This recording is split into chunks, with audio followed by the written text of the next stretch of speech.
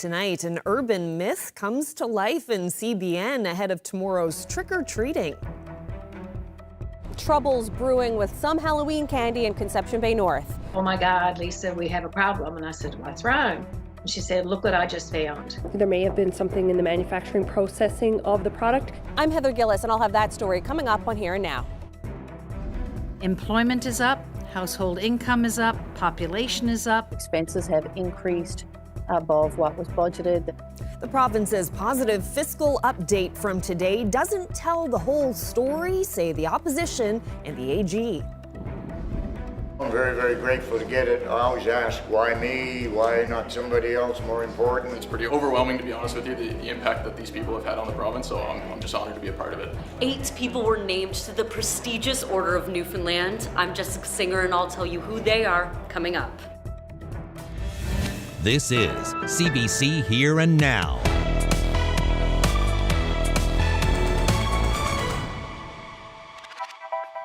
Good evening and welcome to Here and Now.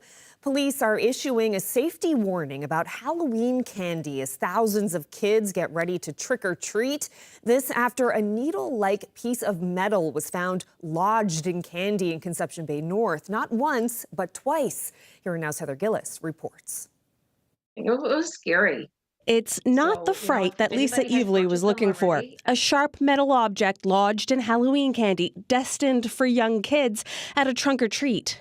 It's the second time in less than a week there's been issues reported with candy in Conception Bay North. Saturday, a mom in Bay Roberts found this after a trunk or treat, a sharp metal object in a Twizzler, discovered after her daughter opened the package with her teeth. So I'm thinking if that had to go through her tongue or the roof of her mouth, or even if she had swallowed it, it would be a completely different ending. Evely had the exact same candy in 500 loot bags for another trunk or treat. She had staff remove the Twizzlers yesterday. Then another discovery, another sharp, skinny piece of metal.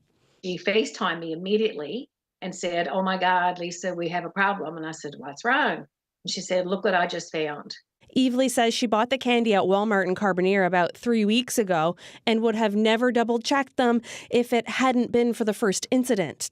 In the particular packs of candy, there's the Twizzlers, and there's also the little Jolly Ranchers. She's reported the incident to Hershey Canada, the manufacturer, who had lots of questions but hasn't given Evely any answers. If you find something suspicious, then it needs to be reported.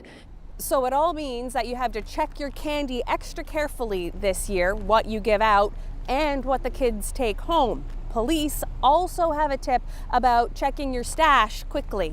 So essentially, when parents are inspecting candies, you should look at it, you should feel it. There should be an air pocket in sealed packages such as this, as you can see here. If there's not and it's flat, throw it out. Meanwhile, police don't think the needle-like object in the candy is malicious. At this time, we certainly feel that the two products coming from the same supplier, have no criminality behind them. There's no foul play suspected locally here for sure. Evidence gathered as part of the investigation leads us to believe that there may have been something in the manufacturing processing of the product. Heather Gillis, CBC News, St. John's. Well, for its part, the Hershey company is denying any issue at its facilities. A spokesperson sent us a statement late this afternoon, which reads in part, our products are manufactured under a strict quality and safety program that includes metal detectors, visual inspections, and a variety of other techniques. Once our products leave our facility, we unfortunately do not have control over how they are handled. Connection, relaxation, and release, really being comfortable in a room full of strangers. I just appreciate a lot of things about spirituality. And staying with Halloween, still to come, we head to the West Coast where some self-described witches are powering up for the big day. We take you inside the Zen Den. Well, charges are pending against a man who crashed his off-road vehicle while attempting to evade police in Harbour Grace. The crash sent a female passenger to hospital late Saturday night. The 42-year-old driver reportedly didn't have insurance or registration, and he wasn't wearing a helmet. Neither was the 48-year-old woman who was treated in the Carbonear Hospital. Police say the pair was speeding in a side-by-side, and the vehicle crashed while attempting to turn around and flee from the RCMP. Well, the province says Newfoundland and Labrador's fiscal position is stable despite a decline in revenues and a deficit that's larger than expected. But as Here and Now's Mark Quinn reports, the opposition says people are struggling with the high cost of living and they aren't feeling that so-called stability. Finance Minister Siobhan Cody began by focusing on the province's economic outlook.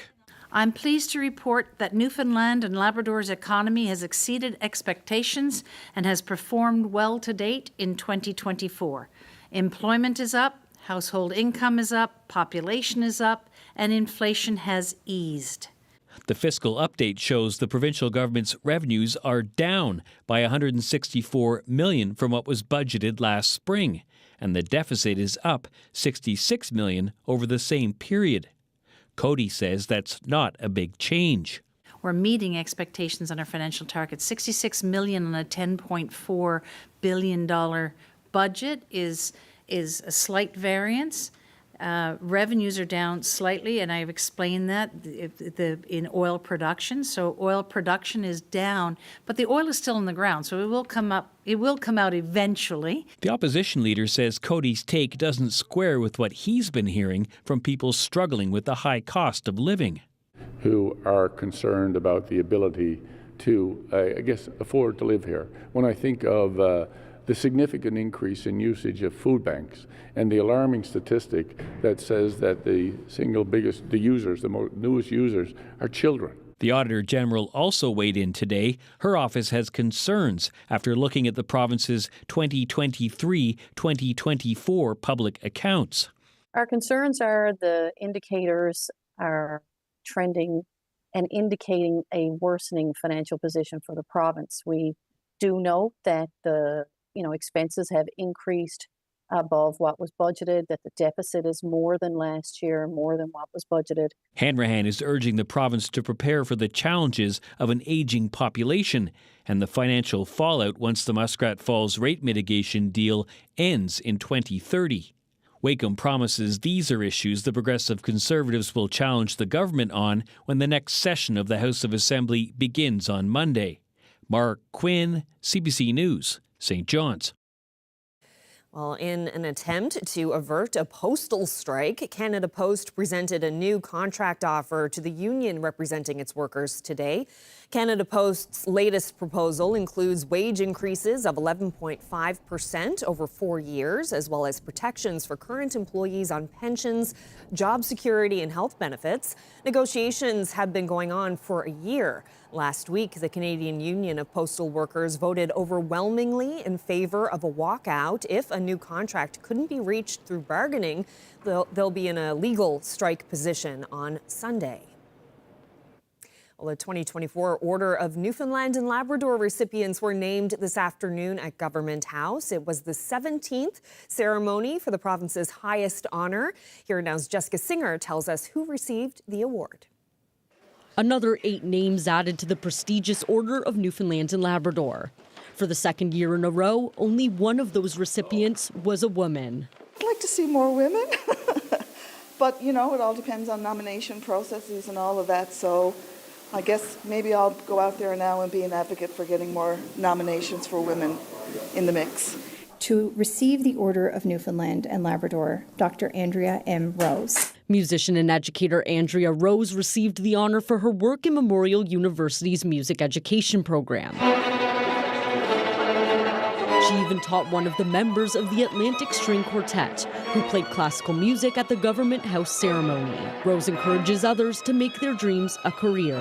Being a lover of music and a musician myself, I don't think I've ever worked a day in my life, because it's always been something near and dear to my heart. By age 20, Mr. Hickey represented Team Canada at 2 Paralympic Games in 26-year-old Paralympian Liam Hickey was the youngest recipient. It's special. I think I look up to everybody in this room, so that's kind of a unique feeling for me, I think, being a bit of a younger recipient here, but it's just incredible again to be surrounded by these people. It's pretty overwhelming to be honest with you, the impact that these people have had on the province, so I'm just honored to be a part of it. An honor was humbly allowed in for Bud Davidge of Simoni. I always ask, why me? Why not somebody else more important and all that sort of stuff, but still very grateful to receive this great award and this fine ceremony and everything. It was so nice. Artist and activist Clifford George, who spent much of his life advocating for the Newfoundland pony, received the honor, along with former Meowpekek chief Michel Joe and writer and performer Andy Jones, who wasn't in attendance. It was an emotional reception for Labrador's Guy Poole, who has walked long distances in this province to raise money for diabetes research. He lost his wife to the disease in 2004. My wife was very, very sick with this disease. I wouldn't want for anybody out there to be as sick as what she was. And, sorry. I'm sure she's looking down on me today. Irish-born entrepreneur Patrick O'Callaghan was also named to the order. For him, the honor came with another important distinction. Instead of being a CFA, I'm now a real one. So, all these years, they call me a CFA. Jessica Singer, CBC News, St. John's. Congratulations to everyone. Well, just in time for tomorrow's spooky holiday, people on the West Coast are getting the opportunity to awaken their inner witch. With the help of Reiki and sounding bowls, the Zen Den promises to strengthen a person's psychic and magical powers. Have a look. This world is full of twisty frights and spooks who love to scare. The witch is in. I think it's a great opportunity to see something different, experience something different, and to meet very, very nice people. I felt like I was with my people, like with my family. So it was a very nice feeling to feel part of a group of sisters that all share a common bond. You can feel the light on your skin. You can feel the light on your face. So that meditation specifically was for connecting with your inner power, which, like I explained at the beginning, is very much what witchcraft is about: connecting with self, connecting with the universe, and really using it to co-create your life. When people realize that we actually are in charge of the things that come to us in our life, just based on the things that we say, the things that we think, and the actions we take, if you can understand that and kind of use it to your benefit, life just gets magical, literally gets magical. Worry, doubt. When you saw me get up and I was kind of using my hands, I was using Reiki energy to kind of clear out anything that everybody was holding on to. And what I mean by that is just like energy. We're always going around collecting energy and holding it within ourselves. And if you don't realize that, you just kind of hold it there, and it can leave you to feel like blocked or not understanding why you're so moody, because it's not really all your stuff you're holding on to, it's everybody else's. So Reiki is just a really good way to help release anything you're holding on to, a good way to relax. For when you're speaking with the world of spirit. I just appreciate a lot of things about spirituality, and I feel like she's just very friendly, and that's so important. She's very accepting. I think Sarah really provides a very safe and welcoming atmosphere for anybody who might be like an aspiring witch, like a baby witch, a new witch, someone that's kind of seeking like maybe like a different spiritual path that's not so conventional. Hush, my rose, still, and look at the moon tonight. Do you see the shadows there? Just a feeling of connection, really. That's my main goal: connection, relaxation, and release. Really being comfortable in a room full of strangers is something that's hard to do, but I managed to have that happen here.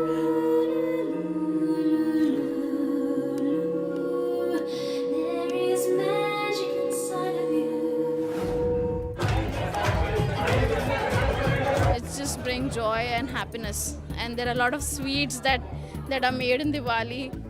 Joy and sweets, that and more is what the Festival of Lights is all about. And to celebrate that, the community organized a party in Corner Brook. It had dancing, colorful clothes, and of course, so much delicious looking food. India, so I'm from South India.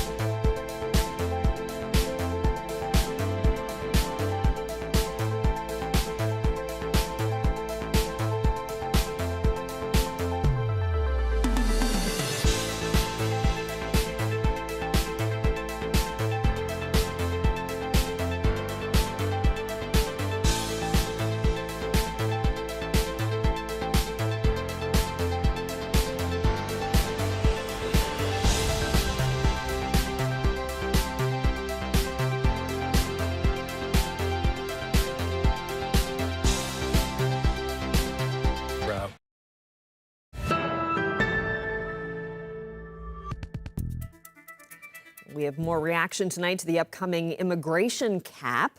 Ottawa has announced it will take 90,000 fewer newcomers next year, even less going forward. But the head of the St. John's Board of Trade says immigration is crucial and doesn't want to see our numbers shrink.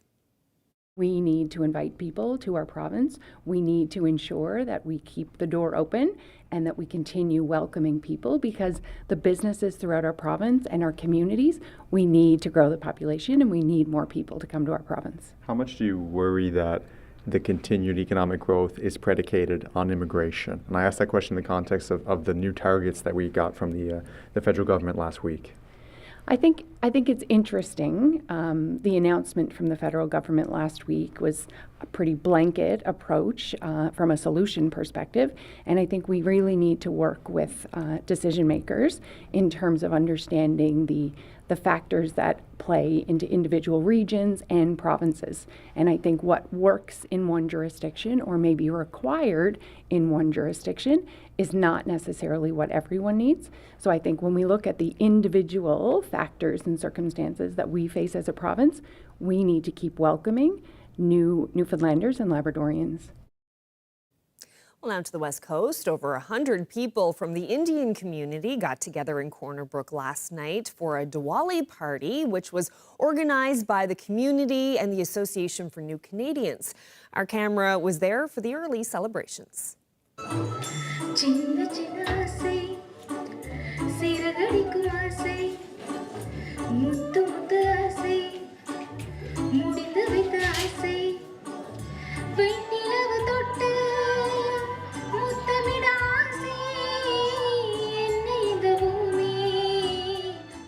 Diwali is the celebration of it's the festival of lights, and it's the victory that people celebrate, and it's celebrated all over India irrespective of the religion or the cultural background that people come from, and it just brings joy and happiness. And there are a lot of sweets that are made in Diwali, and yeah, that's also a plus point for Diwali.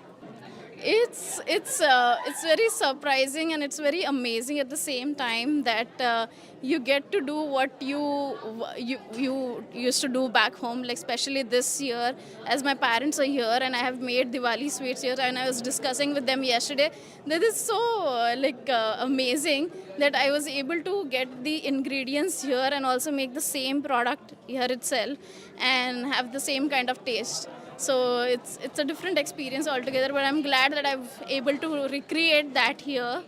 Not exactly same, but yeah, somewhere close to that.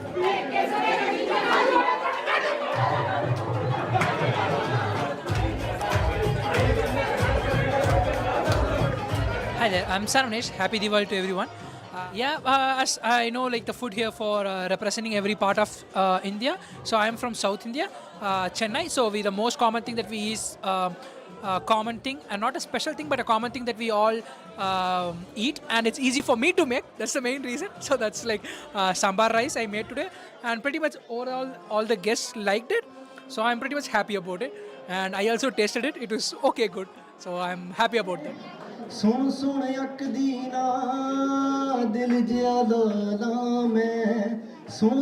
We were invited to come, and some of us wanted to come in and partake because we're proud to be able to be amongst new Canadians that are coming to Corner Brook and to Canada on a whole. And it's a part of our community, and we're just proud to be able to be a part of it all. Well, I love it. It reminds me of our Newfoundland culture because, I mean, we love a good kitchen party, and it to me, it's a reminiscent of a kitchen party, especially around Christmas time when the mummers come in and so on, right? And the music is beautiful, and I see all the beautiful outfits that the women are wearing, and the men are dressed up in beautiful clothing as well. And to me, that's an adventure as well, just to be amongst all of them.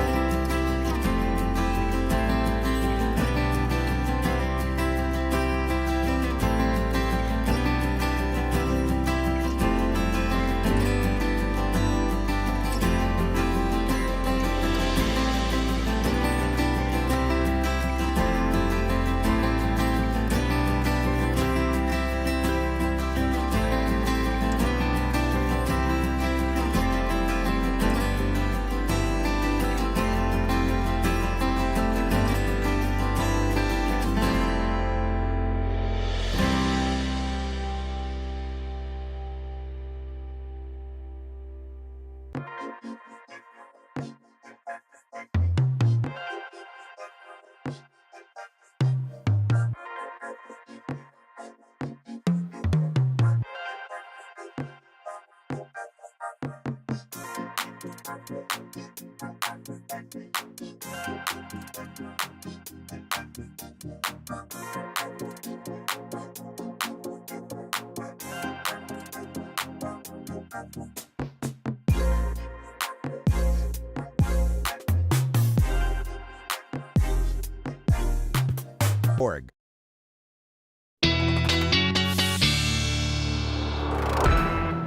All right, Ashley, just before the break, we saw that adorable video of the kids that you were speaking to in a classroom today. What was that like for you? Yeah, Upper Gullies Elementary, we had a great chat. Lots of questions again, you know, asking everything from how does a hurricane form to, we talked about even the Aurora Borealis. So it was really lovely to have some time to chat with the kids and yeah. Anyone ask you about what the weather is going to be like for Halloween? You know what? That didn't come up, surprisingly. But it does look unsettled, unfortunately, as we head through the next couple of days. Things will start to get unsettled as we head through tonight, and we're already seeing some of the unsettled weather up across Labrador. It's thanks to an area of low pressure and a couple of fronts associated with that. This one, a warm front. It is also bringing some freezing rain, or did bring some freezing rain, very briefly to Lab City. But for now, it is pushing that cold air out. We've been sitting under that cold air for the last couple of days, but that is on the way out. Taking a look at the daytime highs today, still sitting anywhere from 0 to about +3 up across Labrador, and really still chilly across the island as well. Anywhere from 4 to about 7 degrees is our daytime highs. And now temperature still hovering around 0 degrees in Lab City, although it's a little bit above 0. And when that happens, the rain, or the freezing rain rather, has changed over to rain. But across the island, still sitting somewhere between 2 and 4 degrees. And the weather's going to be fairly quiet tonight. We are across the island anyway, but that freezing rain warning is still in place for Lab City, but I do anticipate that that will likely end for the next couple of hours. You can see that cloud cover moving in, some texture with those clouds as well, and nothing really happening across the island with some clearing skies actually, and that is going to allow the temperatures to drop as we head through the overnight tonight through central and eastern areas of the island. But as this front approaches the west coast, things are actually going to warm up. So that is the case up across Labrador as well, with again that potential for freezing rain changing over to rain as your temperatures warm up, and then this will head towards central areas of Labrador as well as the coast. And I do think that temperatures will be above 0 by the time that happens, especially for those of you around Happy Valley Goose Bay. So you will likely, what does fall tonight will likely fall as rain. And we will see that rain head towards the west coast and central areas of the island as we get into early tomorrow morning. So it's going to move through fairly quickly. So I have your temperature climbing up to about 5 degrees by morning for Lab City, otherwise hovering around 2 degrees for the rest of the big land. Again, we may see some flurries in the mix for the northern portion of Labrador. Overall, winds will be out of the southwest, anywhere from about 40 to 50 or even 70 kilometers per hour, but that will be towards the coast. And then other than those showers moving in for the west, central and eastern areas, like I said, we'll see temperatures dip into the minus single digits. Now, low-lying areas, especially around the Avalon, may see temperatures dip to maybe -3 or -4 overnight tonight, maybe even a little chillier than that. Tomorrow, Halloween, we are going to see rain to start the day. That will spread across the province as we head into the afternoon hours. Weather across Labrador rather will improve as the day goes on, but some colder air will move back in. Now, we may see a bit of a break in the rain by the time we get into trick-or-treat time through central, but we're still going to see the lingering chance of some showers in the mix there. But the temperatures are going to stay quite mild, which is good news as well. And other than that, that's pretty much it. Our temperatures tomorrow are going to sit somewhere between 8 to 11 degrees across the island. Again, a little breezy though, southwesterlies 40 to 60 kilometers per hour. Labrador, you're looking at temperatures in the single digits as well, hovering around the 0 degree mark for Lab City, 8 degrees in Happy Valley Goose Bay. But in behind that, those temperatures are going to drop. So by the time we get to about 6 o'clock tomorrow, we are looking at, again, the potential for a few showers, 7 to 10 degrees across the island, so much warmer than last year, and then dropping. Very much dropping up across Labrador. -6 will be your low at that point, and about +2 for Happy Valley Goose Bay, but you will see those temperatures continue to drop as you head into the overnight. So that's a look at your Halloween forecast. We'll have the long-range forecast coming up a little later.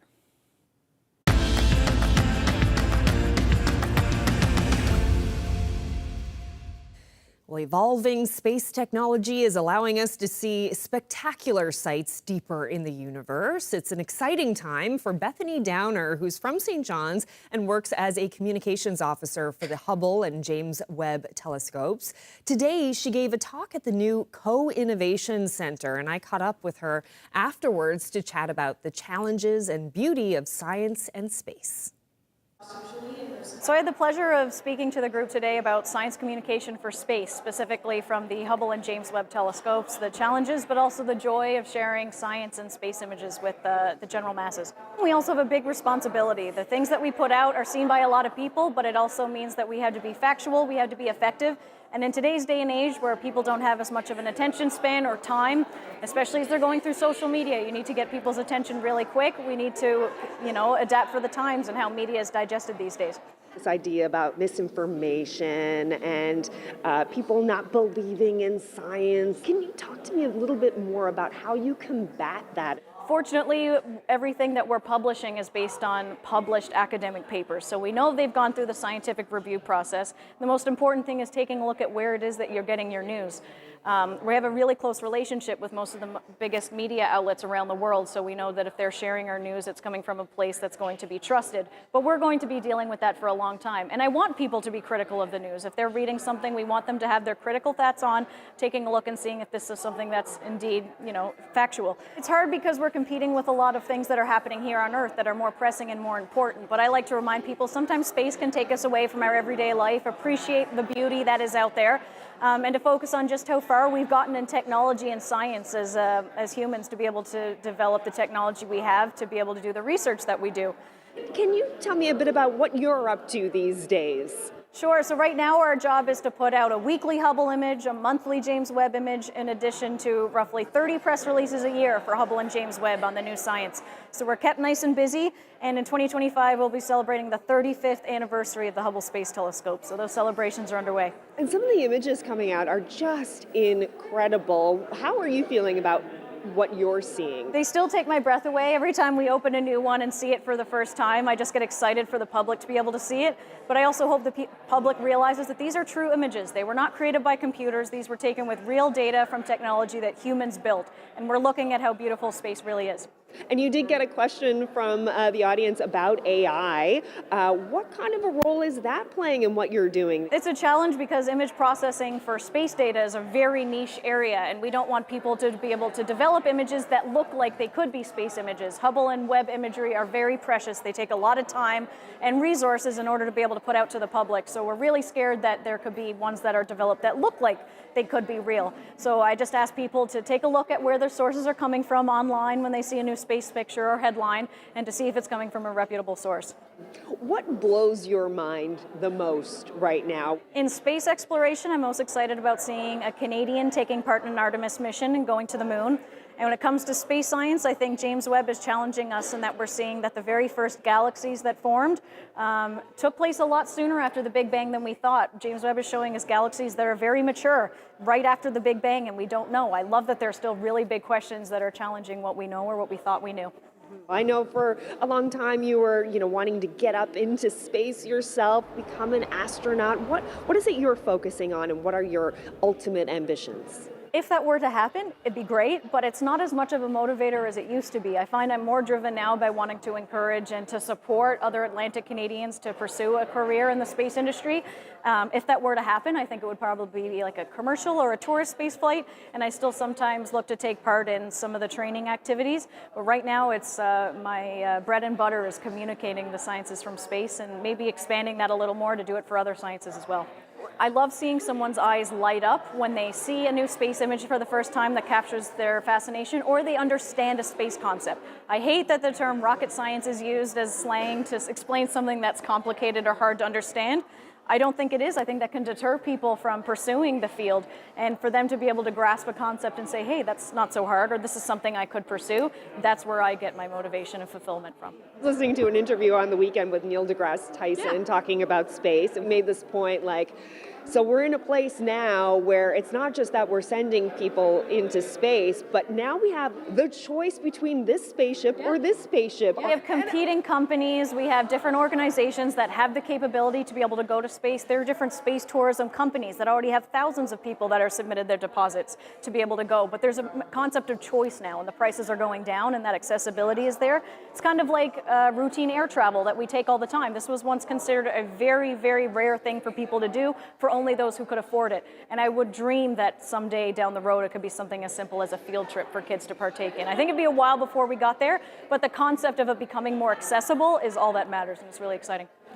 Another interesting thing that Neil deGrasse Tyson said, talking about politics and NASA, and how NASA has somehow managed to stay out of the political sphere. Easier said than done. NASA is a government agency, but I think you can argue that science doesn't need to be political. Science is presented as fact, and it is what it is, and I think that's kind of nice. You know, you look at a space picture, and it's not having to do with an election or a politics, and it can take you out of that for a little bit, and it's just presenting something that's really beautiful for people to enjoy, and in that way, I hope that the arena of space can stay out of politics a little bit and be its own thing.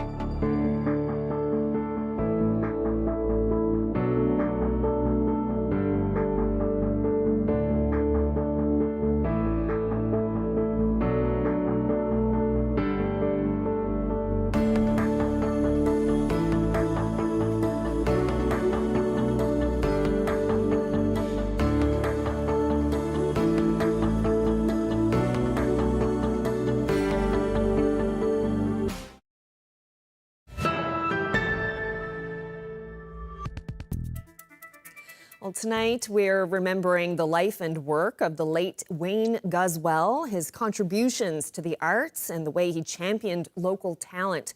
Guzzwell died on Sunday due to complications from cancer and COVID, but during his 21-year career with CBC Television, he produced many programs, including Wonderful Grand Band and Step to Stardom.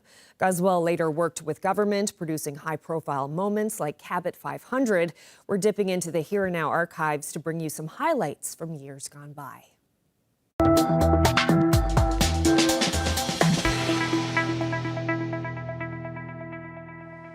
The way Ron wrote his songs, he would always write the words first, mostly, and then put the tune to it afterwards. And he sat down and he was what I call a wordsmith. He would take words and play them around and play with them and come up with the best rhyme or whatever. And the best feeling. He put feeling into his words, you know, like he just didn't write words and write songs, he wrote feelings. This is what they're lining up for, the Bare Naked Ladies, a group from Toronto. The stuffy old Arts and Culture Centre had never seen anything like it. This is not a normal occasion, I can tell you. Things have been very hectic here. Now, we only have 2 windows that we can sell tickets at, and we're selling on the phone. We're also taking fax orders, so we're going as fast as we can. Our next performer aspires to be a professional dancer one day.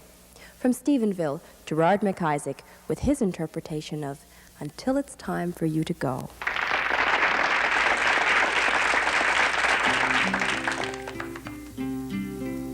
You're not a dream, you're not an angel, you're a woman. I'm not a king, I'm a man, take my hand. He said, well, sir, I hope I'm not wasting your time. And I said, don't worry about that. So he took his little cassette tape, put it in, and after about 2 jumps and 2 other moves, I knew then that there was something special there. He jumped high, landed softly, he glided across the floor. He was like a cat.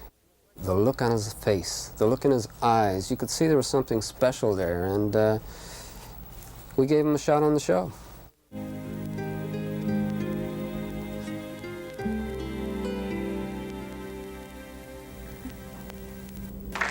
Oh,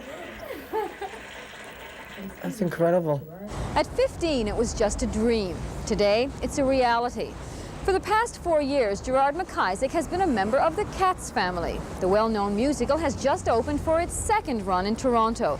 And the fierce commitment to his craft is paying off, both personally and professionally, earning Gerard a starring role. There's no doubt about it, it's Mr. Mistopheles who steals the show. They were getting geared up and tuned up at St. John's Memorial Stadium today, a rehearsal for tomorrow's kickoff of the Cabot 500 celebrations. There will be everything from school bands to satellite hits.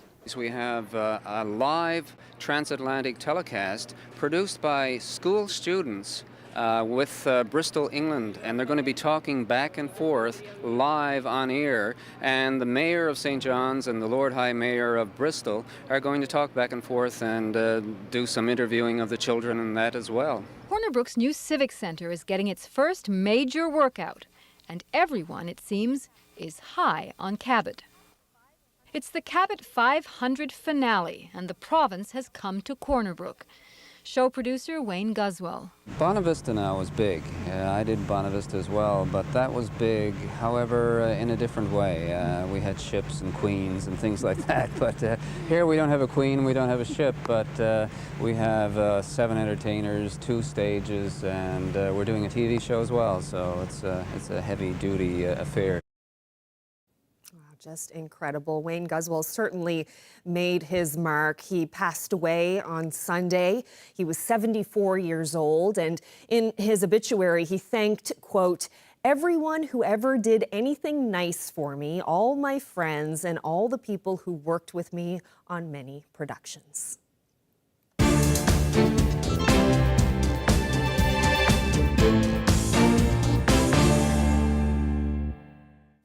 Well, many women suffer through the taboo subject of menopause in silence. Rarely discussed openly, with treatment rarely offered, the CBC's Nisha Patel has more on how that's starting to change. When it comes to women's wellness, menopause may be the new gold rush. After years of being overlooked, now there's everything from skincare to supplements. A flood of products promising women relief. I feel like there's a lot to learn, there's a lot of information, and there's a lot of misinformation. You end up spending a lot for a whole suite of treatments that hoping something will work. With symptoms like hot flashes, mood swings, and insomnia, perimenopause and menopause affect an estimated 8 million women in Canada over the age of 40. The global menopause market is worth about $15 billion a year, and it's growing, expected to hit $24 billion a year by the end of the decade. Women everywhere. Across social media, too, influencers claim to have a cure. So the first supplement I started using back at the very beginning was black cohosh root. Reishi, shiitake, maitake, and lion's mane. I think it's a marketing storm. Experts worry about the quality of the research being used to peddle the products. Anytime a study is done by a company that's going to benefit from the sale, there's bias. This doctor says when it comes to supplements, many are useless and potentially risky. I would say pretty much anything you get over the counter to treat hot flashes isn't going to work really well. She encourages women to talk first to their healthcare provider. We do have good therapies. Hormone therapy is a good therapy. But it's clear women like Nadine Schumont are desperate for answers. At 54, I've tried a lot and nothing lasts. She's learned firsthand that many remedies don't live up to the hype. Nisha Patel, CBC News, Toronto. Well, now to the United States. Donald Trump and Kamala Harris are crisscrossing several swing states today as they fight for support ahead of next Tuesday's presidential election. This morning, Harris was trying to distance herself from remarks President Joe Biden made last night about a racist joke at a recent Trump rally. Just the other day, a speaker at his rally called Puerto Rico a floating island of garbage. The only garbage I see floating out there is his supporters. I strongly disagree with any criticism of people based on who they vote for. And as President of the United States, I will be a president for all Americans, whether you vote for me or not. Well, Biden took to X to clarify, saying he was only trying to say the joke was unconscionable. Harris's running mate, Tim Walz, was also trying to tamp down the backlash on morning TV, saying Biden was referencing distasteful rhetoric, not Trump's supporters. And among those undecided voters, many are Mormons, most of whom usually identify as Republicans. But as Richard Madden reports from Utah, for this election, that may have changed. Celebrating homecoming at Brigham Young University, founded and guided by the Mormons, known formerly as the Church of Jesus Christ of Latter-day Saints.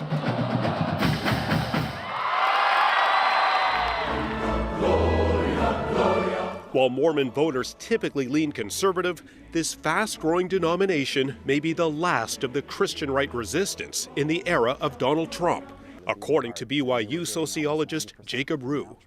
Mormon voters or LDS voters are the most likely to say they don't have a political home. He says Mormons value character and compassion, and found roughly 12% of Mormons voted against Trump since 2016, and increasing ever since. And absolutely, LDS voters care deeply about the Constitution. They believe the Constitution was inspired of God.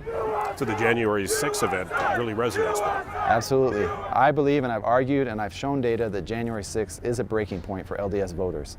That includes high-profile Mormon and outgoing Utah Senator Mitt Romney, one of the few Republicans who voted to impeach Trump for inciting the insurrection.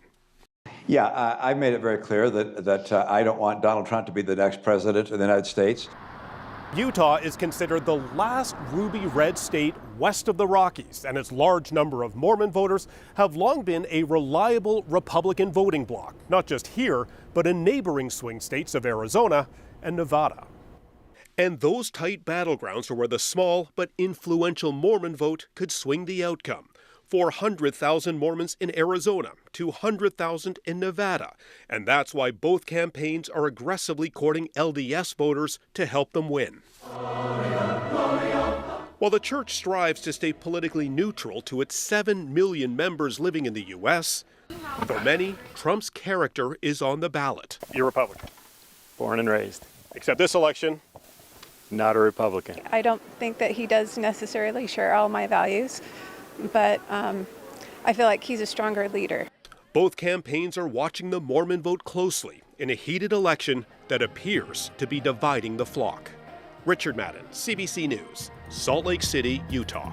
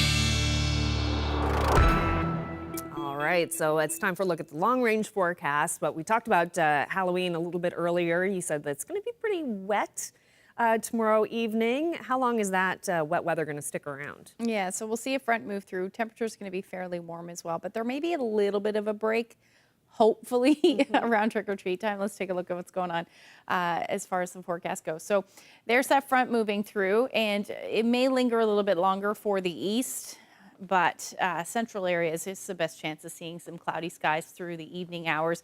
And then we've got another round of showers that will move in Friday. Then we're going to watch this snow here to the north.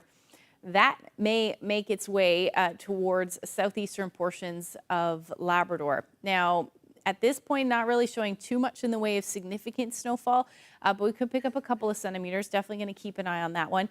But anything south of that should fall as rain, and that will be the story across the island through the day on Thursday now, or Friday rather.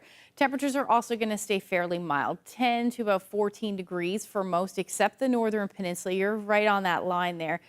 So temperatures will likely be somewhere between 2 and 3 degrees, and that will be the story up across Labrador, with most of the activity along the strait there or just to the southeast. The rest of Labrador actually looks pretty decent, with the exception of some flurries. So for those of you in Lab West, where you'll hover around -1, otherwise 2 degrees across the board. Into Saturday, that area of low pressure will still stick around, so we're still looking at unsettled conditions, at least for the first part of the day. Then we've got some colder air that's going to move in Saturday morning, and that will affect western portions of the island first, and then we'll see that cold air move through. But up across Labrador, still unsettled, with the chance of some flurries in the mix through the day, even some light snow for those of you in Lab West. Again, your daytime highs will be below 0, -2, otherwise anywhere from 2 to 3 degrees. And there's that big drop in temperatures I was talking about for Saturday. So only hovering between 2 and 3 degrees. That means what does fall on the west coast could fall as some flurries as well. Certainly in the higher elevations, but that is possible. And some showers, at least to start the day, or showers possible for St. John's, with temperatures staying around 7 degrees. But again, we will see that drop in temperatures as we head into the evening hours, and you can see that here in the long range forecast. So overall, we've got temperatures dropping Sunday and Monday, 2 to 4 degrees. Now, the best chance of some flurries in the mix will be on Monday. And then our overnight lows will be hovering anywhere from about 0 to +1 as our lows. So for central Newfoundland, you were looking at the potential for some flurries in the mix there as well on Sunday. Monday looks decent. Then for western Newfoundland, we'll be hovering around 0 to 2 degrees with some snow by the time we get to that time frame. Same thing for eastern Labrador with similar temperatures and flurries, and same thing for western Labrador. A little cooler though, with temperatures hovering in the mid- single digits. Our weather photo of the day. Oh, I didn't change it. Oh, well, it's so nice we can see it twice. This is the one we had last night of the sunrise. This always happens when I don't hit save. Technology for you. That is what happens. Thank you. Well, there you go. It's a beautiful photo. Ray shared the shot with us again. You have any weather photos? Send them to nlphotos@cbc.ca. Yes, thank you again, Ray, for that beautiful photo. And I was thinking, if you have any like Halloween photos, we'd love to see your costumes. If you have like the little kitties getting ready for Halloween tomorrow, or even yourself, yeah, send us some photos. We'd love to have a look, see what everyone is dressing up as tomorrow night.